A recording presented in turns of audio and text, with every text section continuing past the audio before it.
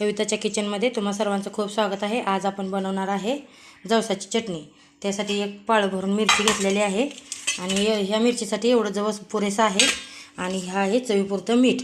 आता ह्या जवसाला आपण एक छान असं मस्त भाजून घेऊया। त्यासाठी कढई ठेवते गॅसवरती आणि ते आता जवस भाजून घेऊया आपण।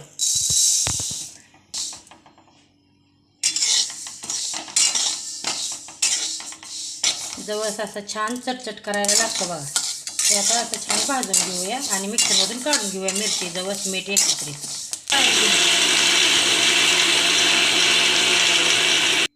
हे असं मिक्सरमधून काढून घेतली मिरची, ह्याच्यामध्ये जवस घालूया, मीठ घालूया चवीपुरतं आणि मिरची जवसाबरोबर अजून चटणी बारीक होते। हे असं सारं एकत्रित करून घेतलेलं आहे। आता हे मिक्सरमधून बारीक करून एकजीव घेऊया।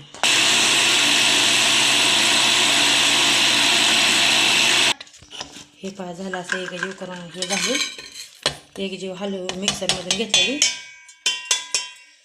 जवसाची चटणी।